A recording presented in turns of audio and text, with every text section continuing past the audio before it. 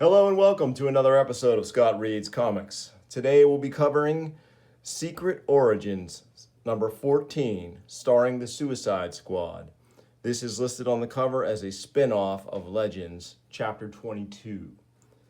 So we just recently wrapped up our coverage of the 6-issue Legends limited series, and flowing from that story, we have the Suicide Squad's title soon to be released, and prior to that, DC is priming the pump even further by featuring a detailed history of the Suicide Squad over the last 40 years in their Secret Origins title. So we've got a great cover here by Luke McDonnell, the regular artist of the upcoming Suicide Squad title. Just finished a stint on Justice League, the disassembly of the Justice League Detroit team. So our credits on the cover are Ostrander, McDonnell, and Hunt. So let's dive in. All right, we do not have an initial splash page. Let's just start with a bit of the story here. It'd be wrong, sir, that's for sure. We're forgetting who took care of Brimstone, Amanda Waller says. And we have Amanda Waller, Sarge Steele, and President Reagan, who we saw quite prominently during the Legends Limited series. I'm not forgetting who nearly blew their cover afterwards either, Mrs. Waller. We just survived the crisis in the public's confidence, Mr. President. What would happen if the public found out the government was sponsoring a group of convicted criminals? Well, seems to me that's what we're here to decide. Final authorization of Task Force X. Look, Mr. President, I'm not saying there aren't risks involved or rough edges to smooth out, but we knew all that going in. Mrs. Waller, Sarge Steele here isn't the only one who's having second thoughts about all this. I do, too. Should the U.S. be involved with something like this? Always has been before, sir. And so Amanda Waller hands him a file, which is going to focus on the original Suicide Squad, their incarnation, and then is a great lead into our splash page, The Secret Origin of the Suicide Squad. And our creative team for this issue, John Ostrander is the writer, Luke McDonnell is our penciler, Dave Hunt, inker, Albert de Guzman, letterer, Carl Gafford, colorist, and Robert Greenberger, editor. So Ostrander, McDonnell, Gafford, and Greenberger are all going to be on the ground floor of the Suicide Squad's title beginning in 2 weeks. So they're here to get things started in the Secret Origins. Got to start back in World War II on Dinosaur Island, and an action codenamed The War That Time Forgot. A ragtag group labeled Squadron S is assigned, and they soon call themselves the Suicide Squadron, because being assigned to it was considered grounds for suicide. So we got this group of Army veterans, malcontents, who are battling all sorts of threats on Dinosaur Island, and they need a leader. Good, bad, indifferent, they're still our men. We've got to give them a fighting chance to survive. They need a CO, tough, mean, and committed, who will make them work together. So this is the introduction of Rick Flag Sr. Captain Richard Montgomery Flagg is the man, and here's why. So this tale recounts his bomber crew going against a Japanese carrier, and everyone else, all of his wingmen, all the members of his squadron are killed, and he's the only one remaining. And he says to himself grimly, "I'll carry on for you. I'm diving for you. I'm aiming this for you. I'm hitting them for you." So Rick Flag takes out the Japanese ship single-handed, and this line on the previous page will follow us through here. Up to you now, Rick. Carry on for us. So that becomes a watchword for Flag Senior. That memory drives him, and he drives others. So Flag shows up at the somewhat dilapidated bivouac of this group of hardscrabble soldiers. He's about to take control, and he needs to establish himself. But before I go on with the story, I want to focus on this incredible ad for the Suicide Squad title. As a kid, this immediately hooked me on the Suicide Squad. This is a fantastic house ad. I've on this channel long sung the praises of house ads from both Marvel and DC. I wish both companies would collect those into trades because I think they're just an incredible view into what sort of offerings these companies were bringing us in that time period. And you don't really see house ads like this anymore in newer comics. But we have a great sort of shot of these wanted posters of each of the core original members of the squad: Mindboggler, Bronze Tiger, Plastique, Deadshot, Enchantress, and Captain Boomerang. A new DC monthly series on sale in February. John Ostrander, Luke McDonnell, Carl Kessel. And Carl Kessel starts out as the inker of the new squad title, but he doesn't stay on because he has other commitments. But I think he does 2 or 3 issues. Back to our story. I said, Ten Hut, the new CO's here. On your feet, or what, Carson? What are you going to do to me? I'm already in the Suicide Squadron. So this guy's not having any of that discipline. Flag shows up. He's identifying this guy as the biggest, toughest guy in this unit, and he decides to make a statement. So they're going to go at it. Great fight sequence here by Luke McDonnell. I love his artwork. He's done a lot. He had a great long run on Iron Man. He is going to have a great long run on Suicide Squad. And he's just a solid artist who checks all the boxes. Good storyteller, good panel arranger, solid penciler. And depending on the inker, his stuff can look absolutely amazing or just kind of average. But he always gets the job done. So Dave Hunt's doing a nice job here on the inks. And here, Flag Sr. knocks this guy out. And he's got something to say. You listen to me, all of you. Out there, good men are dying, so scum like you can have a chance you don't deserve. But you will. Starting now, you will look like a unit, you will act like a unit, you will fight as a unit, and only with the enemy, and only with the enemy. You're back in the army now, or so help me. I'll put you in graves myself. Understand? And so, flip back to President Reagan reading the file. He gets a chuckle out of it. And we continue on with the history of the unit. Well, they may not have loved each other any better, but their effectiveness increased and their mortality rate dropped. They fought together right through the end of the war. After the war, Flag married Sharon Race, who was a cousin of his old friend, Jeb Stuart. Jeb Stuart was from the Haunted Tank series, DC's old, one of DC's old combat war mags. The squadron was reactivated during the Korean War and saw quite a bit of action, but they didn't finish up there. And Amanda Waller continues. The next file starts with one of the more shameful incidents in this country's history. Now, Mrs. Waller, Reagan starts to chide her. How else would you describe what was done to the Justice Society of America in 1951?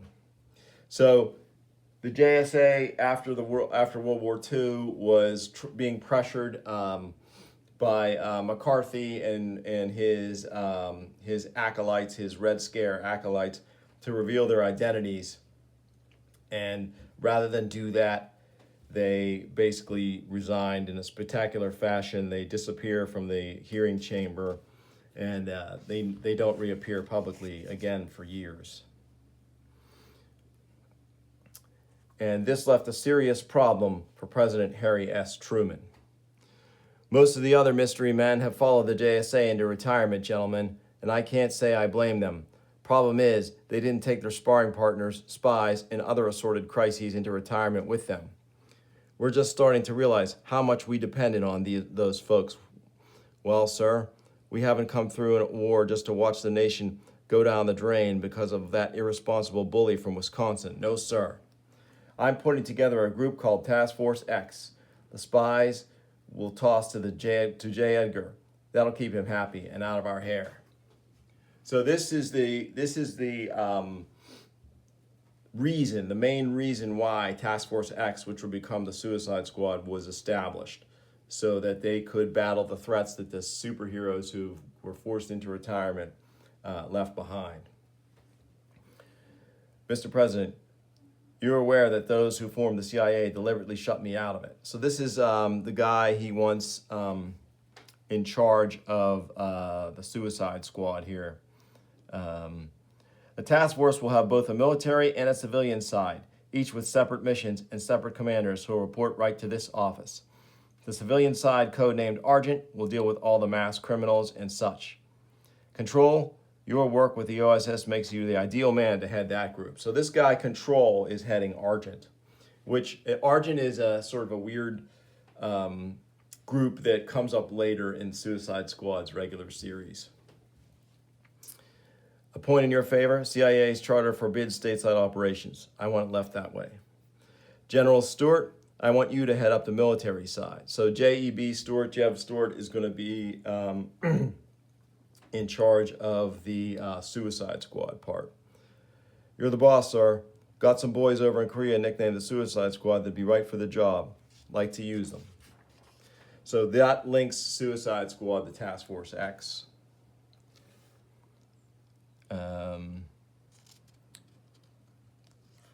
Results are what they got. Argent was brutally effective in exposing and disposing of costume criminals and the like, while Flag and the Suicide Squad fully justified General Stewart's faith in them. Task Force X was a success.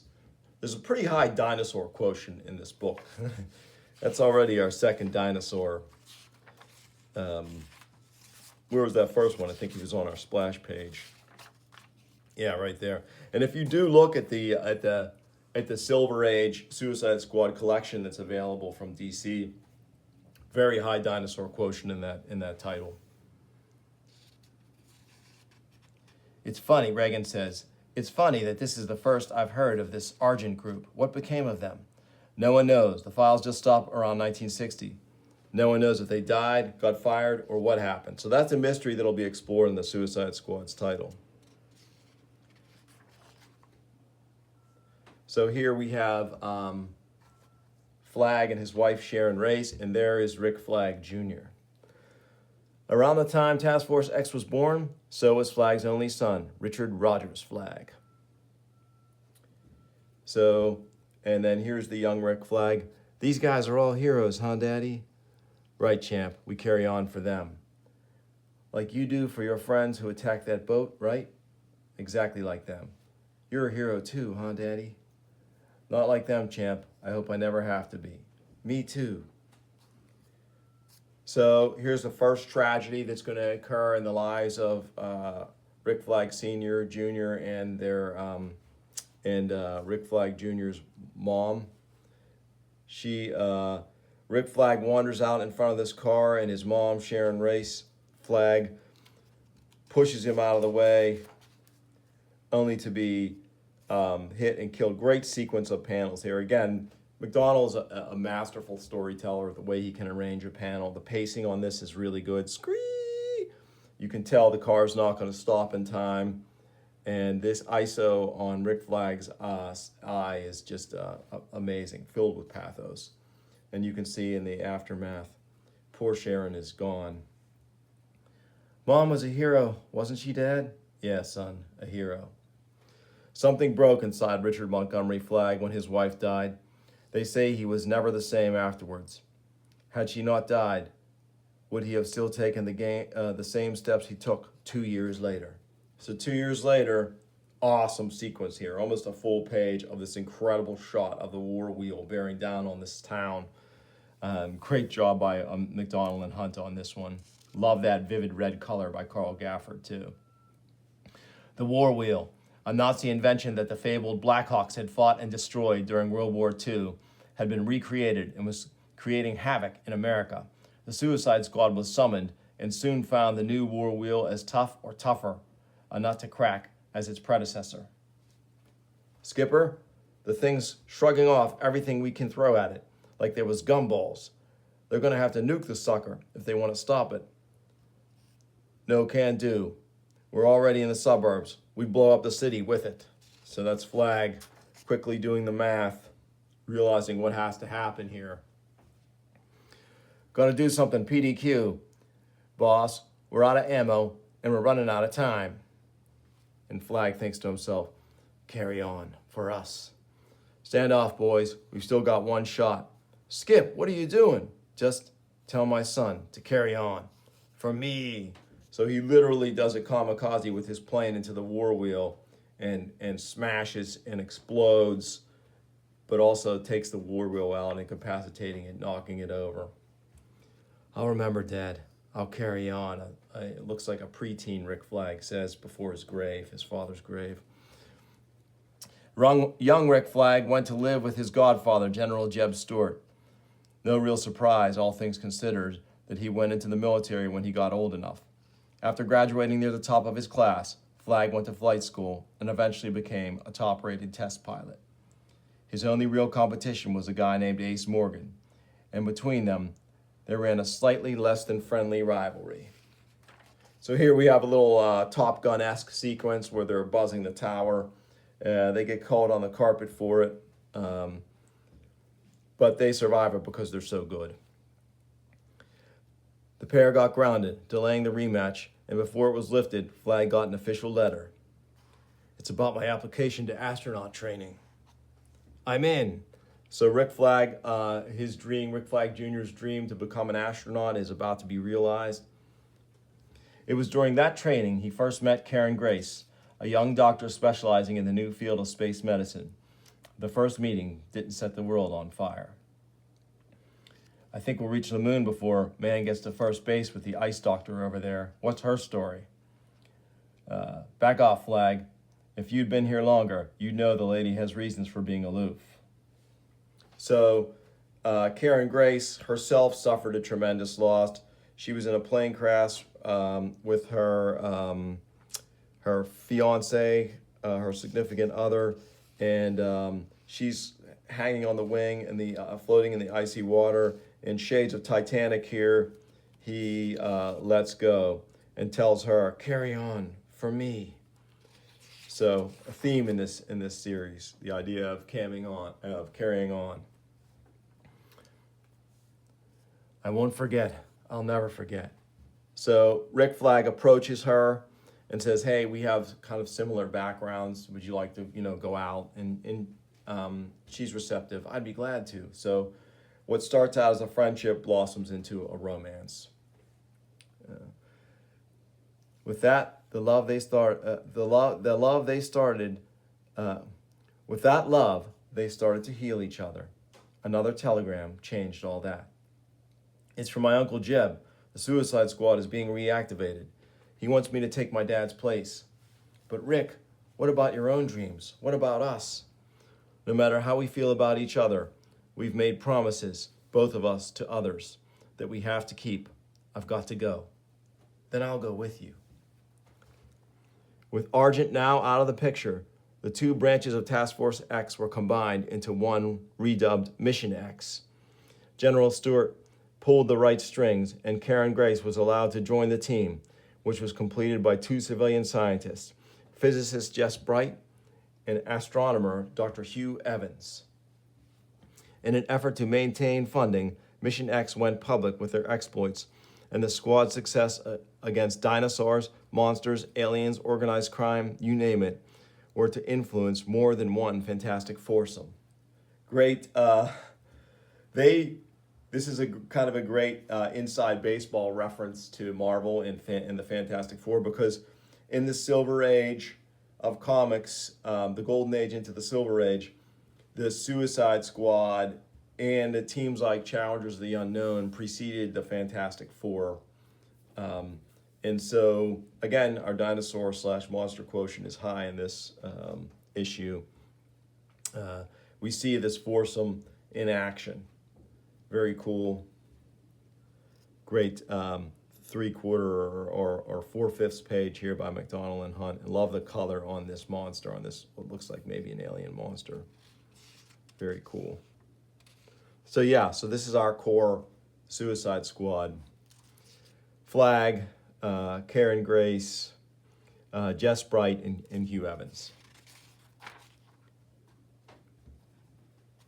So, but all is not well in the foursome. But all was not easy within the squad. Both Bright and Evans had fallen in love with Karen. Rick, we have to tell them about you and me. For the sake of the team, we dare not.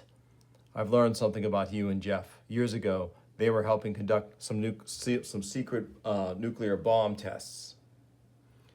Their Jeep broke down on the way to the observation station. The bomb was accidentally triggered early. The others are trapped in there, but if it hadn't been for the Jeep, we'd be there too. So they too have experienced loss as they try to get their friends out of the irradiated shelter, and they realize they can't help them. And again, here's that theme going through the issue. Carry on for us. We will, the two men say. Their psych profiles indicate they still aren't over the trauma. HQ's worried that what another rejection might do to them. For the good of the team, they must never know about our love. A bit melodramatic, but it works for the story. Time passed. The superheroes returned. Mission X became largely redundant. More and more, they undertook covert missions like that final, fatal mission into Cambodia. Here we are, they see them parachuting into Cambodia. Or maybe the odds just finally caught up with them. The foursome is now trudging through the mountainous snows here. Trust the Suicide Squad to find out the truth about the abominable snowman the hard way. Yeti, Karen, get back. Evans, Bright, get Karen to safety while I... So interesting here, I love McDonnell and Hunt's Yeti beast, very cool. But I guess because of the white snow, Carl Gafford decided to color him brown. So kind of an interesting choice there. Maybe he could have gone with gray, would have been more fitting. It looks more like Sasquatch than a Yeti, but works for me. Great action sequence here with the Yeti lumbering forward, hammering flag with a hard right. Wham! Rick, Karen yells out. Easy, Karen, Will. You don't understand. I've already lost one man I love in action. I won't lose another. So she spills the beans here. You love? Jess Bright says. And the ice bridge that they're on, or whatever field of ice they're on, cracks, and they are plummeting here. They'd been standing on a snow bridge over a crevasse, and perhaps fortunately, it chose that moment to give way. The odds were with them one more time, and they managed to survive the fall, only to find themselves in a huge ice cavern with an immense golden temple. And here we have a note, as seen in Action 552.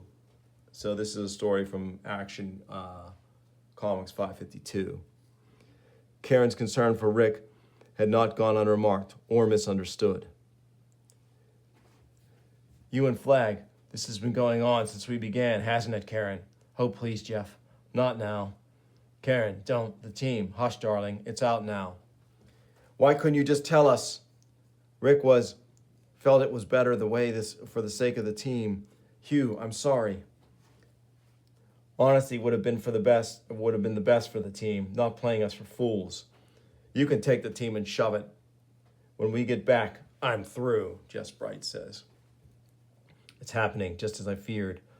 Or is it deep down the way that I always wanted, Flag thinks. Great. McDonnell's so good at these almost Miller-like ISOs on people's faces and eyes. Really nice work there. The squad was my duty, not my dream. Deep down, have I set us all up to fail? Anger, doubt, guilt. The Suicide Squad was starting to crack. On a thin bridge of ice overlooking a chasm, it would break. Good work there by Ostrander on the script. Near as I can figure, we should hit free territory on the other side of the bridge. But unfortunately, the Yeti returns. The Yeti, it must have picked up our trail after we left the temple. You three get going. I'll hold it off. And then what? You're the only one who has the skills to get us back to civilization. You die here, and we all die here. Jeff and I will hold it off. Get Karen across for the good of the team. All right. You're right. Karen, let's go. No more sacrifices for me. And here in a very questionable panel to get Karen to stop struggling, he knocks her out. I'm sorry, Karen. but their only chance hinges on how quickly we can get across. Move it, Flag. I don't know how long we can keep this beast at bay. Another great ISO on the eyes here. That sound, Flag can hear the crack of the ice bridge. Our weight together is too much for the ice. Got to jump for it.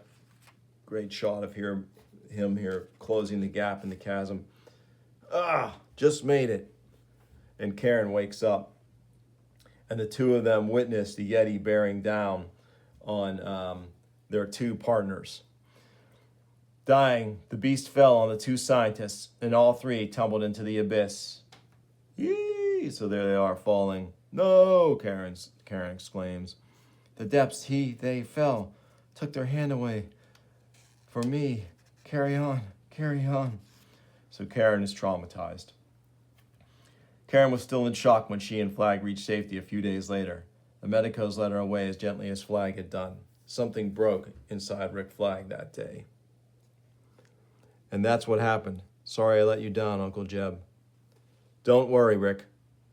The team was being disbanded soon anyway. Budget cuts. So then Flag is given another task to lead this sort of eccentric group called the Forgotten Heroes. So we have Animal Man, Flag, and a number of others, Immortal Man, kind of a cool shot of them. So this issue is kind of a tour through kind of some of the more obscure corners of the DC universe post-crisis. And we're back to the Oval Office here with Reagan saying, says here, he stayed on with those heroes afterwards. And Sarge Steele replies, at the government's request and, ironically, the group's, although he performed his mission capably, his heart wasn't much in it. Immortal Man died fighting that worldwide crisis last year. Without him, the Forgotten Heroes split up. So now we know Flag is at loose ends and available. Let's see here. Okay. What became of Flag then? Knocked around on a few hush-hush missions? Too old to go back to astronaut school, especially with the shape of the space programs in these days. He looked in on the Grace Girl, but he was still largely out of it. So they basically told him that Karen Grace would recover better if he just left her alone because she was triggering him. So, and now back to Reagan. Now, if memory serves me, Mrs. Waller, you had something to do with putting the project together. Mr. President, I had everything to do with it. It's all in here. So this is the file on Amanda Waller. So we're going to get the scoop on Amanda Waller here in this issue too, in the second half. Won't keep you long from your nap, sir. Just a short and bitter story, mine. The reports of the crime and violence that occur in Chicago's Cabrini Green are all true. Place is also home to lots of good, decent folks trying to find a way out of the cycle of poverty. So here, Amanda recounts her marriage to Joseph Waller. So she's originally Amanda Blake. She becomes Amanda Waller. They start to build their young family. And she gets a great dig in here at Reagan. Of course, in those days, we had some social programs to fall back on. You do remember social programs, don't you, Mr. President? Now, Mrs. Waller, he chides. Cabrini Green is not an easy place to raise children, Mr. President. Gangs claim street corners. Walking to school can be a life and death adventure. So Mrs. Waller's oldest son, this is going to be her first real tragedy. And tragedy is going to heap upon tragedy, just like with Rick Flag. So the two characters are going to have those tragedy as a bond as they move forward, leading the Suicide Squad. Her son, who's a promising basketball player and an excellent student, runs afoul of these thugs. They want money from him. He instead stands up to them, and he's gunned down for it. Then poor Mrs. Waller's daughter is confronted by this creep on the street, and he assaults her and murders her. So very sad. She screamed, but the people just closed their windows. It took 15 minutes to stop her screaming. We kept the coffin closed when we buried her. So very hard-hitting stuff there. And Joe Waller, her father, and Amanda's husband, he's fed up. He knows where this creep is, and he gets a gun, and he's going to go confront him. So he goes to this Club KC. Joe was a strong, gentle man, but Demita's death just busted him up inside something awful. Wasn't hard to find Candyman. Everyone knew where he hung out. Most had sense enough to stay clear. So here they confront each other, and pow, they both shoot each other and kill each other. No more. I ain't letting these damn streets have no more of my family. By God in heaven, I swear I'll get them out or kill myself trying. So Waller sees her daughter graduate college. She herself graduates college as well. And she hooks on with this local candidate for Congress, Marvin Collins, who she believes is a good man, but whose campaign is struggling. And with her hard work, she's going to try to get him over the top. Before we turn the page, this is another great house ad. Here's a fast look at the new Flash. So this is a Mike Baron, Jackson Guice, Larry Malstead comic. This is Wally West as the Flash. And I'm a gigantic Jackson Guice fan, and also known as Butch Guice, and I definitely plan on covering a lot of his stuff on the channel. So you'll be looking for that coming up. Maybe not these Flash issues, but a lot of other Guice stuff I've got on tap here, and we're going to cover a good bit of it moving forward. Back to the story. So Waller has hooked up as Marvin Collins' campaign aide, and she carries him over the top with hard work. And when the smoke cleared, Marvin Collins was on his way to Washington, and I was along as his aide. Mr. President, you know as well as anyone how effective he's been. All too well, Mrs. Waller. While I was researching a bill for the congressman, I came upon these files. I was intrigued, so I poked and pried and dug around in my gentle way until I got what you see here. And then I got my idea. The new Suicide Squad? Sir, I'm a practical woman. I see a problem. I want it solved. There are things here and abroad that need doing, but for one reason or another, the government cannot do them. That's fine. I understand that. But those things still need doing. What's needed is a covert group of agents, utterly ruthless, totally expendable. Prisons are full of those kind of people, and it costs to keep them there, especially the supervillains. So why don't we let them contribute to their country? Make them a deal. Do what needs doing. Succeed and survive, and keep your trap shut, and we'll commute your sentence to time served. Got enough interest to field a pilot team. And here she recounts the events and legends that we know well from our previous coverage, especially their debut in battle with the awesome foe Brimstone in Legends number 3, where Blockbuster paid the ultimate price. So this is a cool, great shot in the comic of Luke McDonald doing the squad. And they're going to look different as we carry through with our coverage of the Suicide Squad series. You're going to see Luke's take on them morphs a bit from this initial outing here. Especially Boomerang. He gets a little bit of a makeover. Bronze Tiger does as well. So what Sarge Steele was reminding Waller and Reagan is, well, yeah, but as soon as Boomerang was let free, he went on a crime spree and then threatened to expose the squad, and that could be very dangerous moving forward. These villains are going to be unstable. This time, sooner or later, one of your little darlings will blow your cover. What happens to the people's belief in this government then, Mr. President? This office is supposed to stand for something, sir. Perhaps you can argue the legality of the Task Force X, but how do you justify it morally, ethically? And Waller has an answer. Prisoners have gotten time off for helping in research projects before, sir. This is the same thing. All the folks in this project are broken or bent people. They'll get a chance to mend themselves here. For me, that's moral and ethical. But the decision is yours, Mr. President. The group's existence will depend on the goodwill of whoever's in this office, Mrs. Waller. Remember that. For now, I'm willing to give it a try. Great shot there of Reagan. Thank you, Mr. President. You won't be sorry. If I am, I know where to find you, Mrs. Waller. Yeah, good dialogue there. Good back and forth between those two, and it won't be their last one. So Sarge Steele is saying it's going to be a mistake. So he's kind of in an adversarial position. And he will show up again in the Suicide Squad series. as kind of a frenemy of the squad. He thinks to himself here, I hope the country isn't the one who has to pay for it. And here, outside of the Oval Office, Amanda meets the awaiting Rick Flag Jr. Well, we got it. We're in business. Try not to look so ecstatic. I told you before, I know my duty. I'll get the job done. I need more than that duty, Flag. I need commitment, heart and soul stuff. Some folks have already given all they had to do something about the world we're in. It's up to us to carry on. That's our theme throughout this story, carry on.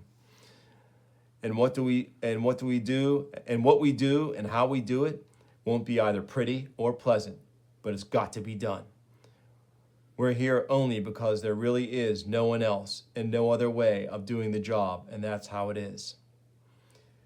When there's no other choice, Flag replies, there's still the Suicide Squad. Close enough for government work. Let's go catch a plane, and I'll show you your new home. And then we have a final tag here, coming in 2 weeks, Suicide Squad. Very exciting stuff. A cool little tour through the distant history of the DC Universe, and a great intro into the Suicide Squad title that we'll be covering here on the channel. So if you like this issue and you want to see more, please like and subscribe, tell your friends, and I will bring you more soon on Scott Reads Comics. Thanks for watching.